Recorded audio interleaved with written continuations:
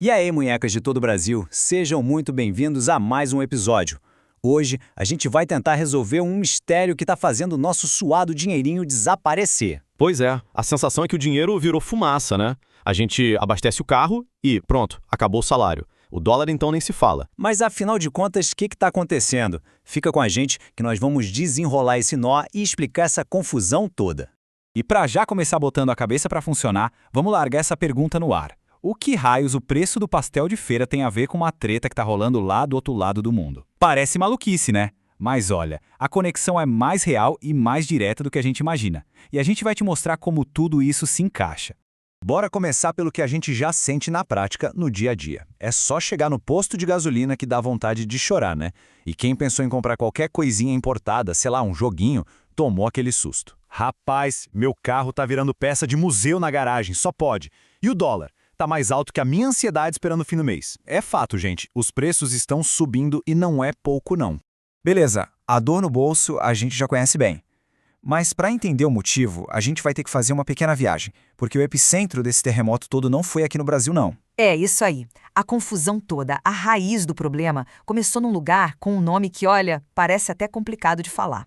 O nome do bendito é Estreito de Hormuz. Pensa assim, ó, é como se fosse a avenida principal do planeta Terra por onde passa a maior parte do petróleo que o mundo inteiro usa. E essa comparação é perfeita. Imagina só o caos que seria fechar a Marginal Pinheiros em São Paulo ou a Avenida Brasil no Rio às 6 da tarde. O trânsito para, ninguém chega em lugar nenhum. É exatamente isso que acontece com a economia mundial se essa avenida do petróleo tiver qualquer problema. E aí, a fofoca que começou a rolar e que deixou o mercado financeiro em pânico foi justamente essa, a notícia de que podia rolar um bloqueio de navios bem nessa região. E no mundo das finanças, meu caro, esse tipo de boato sobre essa região específica é pior que notícia de reunião de condomínio em plena segunda-feira. O pânico é geral e imediato. E o que aconteceu logo em seguida com essa fofoca se espalhando? O preço do barril de petróleo, que é basicamente o ingrediente principal da gasolina, reagiu como? Decolou. E não foi um pulinho não, foi um salto de foguete. Ultrapassou aquela barreira psicológica dos $100 por barril. E quando o preço bate esse número, pode ter certeza, a sirene da crise econômica global começa a tocar bem alto. Tá bom, então o petróleo ficou caríssimo lá do outro lado do mundo. Mas como é que essa onda chega aqui no Brasil e vira esse tsunami que afoga o nosso bolso? É o famoso e temido efeito dominó.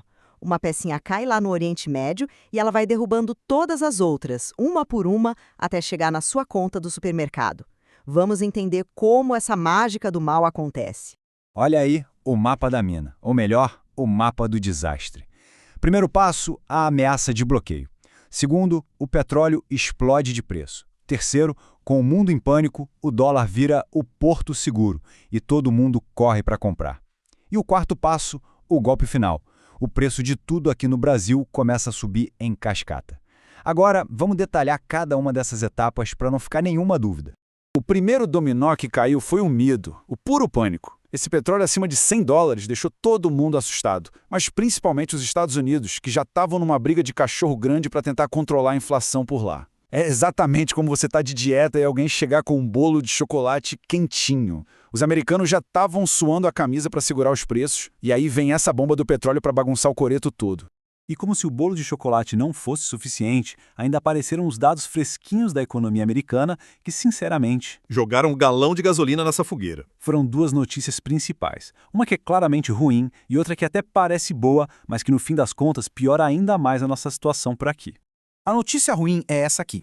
A inflação oficial de março lá nos Estados Unidos veio bem salgada.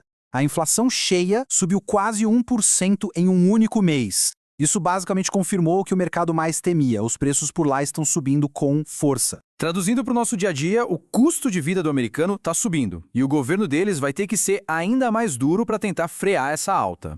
E aí vem a tal da notícia que parece boa, mas que pra gente é péssima. A taxa de desemprego nos Estados Unidos está super baixa, só 4,3%. Ou seja, a economia lá está todo vapor. E por que isso é ruim pra gente? É simples.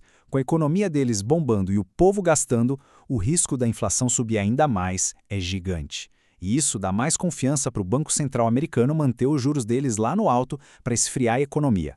E juro alto nos Estados Unidos, meu amigo, funciona que nem um ímã gigante de dinheiro. A grana dos investidores que está espalhada pelo mundo, inclusive aqui no Brasil, olha e pensa, opa, lá nos Estados Unidos o risco é baixo e está pagando bem? Fui. É isso aí, o dinheiro vaza daqui e vai para lá. E aí, com o mundo inteiro querendo comprar dólar, o que acontece com o preço dele? Sobe, ele vira o fortão, o bombadão da economia. E o nosso coitado do real? Vira o franguinho, perde força. É por isso que o dólar dispara. E com esse cenário todo, o mercado se dividiu em duas torcidas organizadas. De um lado tem a galera do apocalipse, que acha que essa alta de preços veio para ficar e vai dar ruim para todo mundo. E do outro lado tem a galera do deixa disso. Essa turma fala, calma gente, é só um susto. O núcleo da inflação, que é o que importa, está controlado. Isso aí vai passar logo.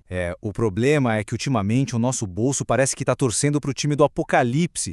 Mas brincadeiras à parte, no final das contas, o que realmente interessa é uma única coisa.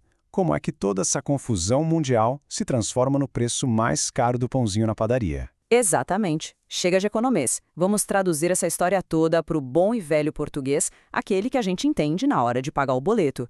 Afinal, como essa conta chega no nosso bolso? O caminho é bem direto, infelizmente. Petróleo e dólar caros significam, na hora, gasolina e diesel mais caros na bomba. Essa é a primeira paulada. Com o diesel mais caro, o frete do caminhão que traz o alface da fazenda para o supermercado fica mais caro. E adivinha quem paga essa conta? Pois é, o preço da comida no mercado sobe junto. Aquele sonho de viajar nas férias ou de trocar de celular, com o dólar nas alturas, fica mais difícil. A gente acaba deixando para depois. E para fechar o pacote de desgraças, até o juro do financiamento da casa ou do carro pode ficar mais pesado, porque essa bagunça toda gera desconfiança na nossa economia. E aqui, pessoal, está o pulo do gato. O maior erro que a gente pode cometer é pensar que se o preço do petróleo cair amanhã, na quarta-feira a gasolina já está barata e tudo volta a ser como era antes. Não funciona assim.